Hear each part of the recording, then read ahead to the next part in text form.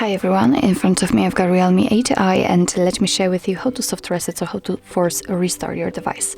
So if you've got the situation that your device do not respond to actually anything, the screen do not respond to your touches, then you can try to force restart it, and you can do it just by pressing the power button, which is on the right side, and the volume up button together, and wait.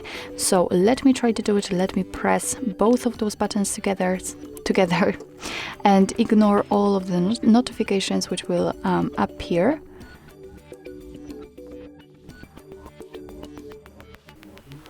Okay, and as you can see, the screen turned black.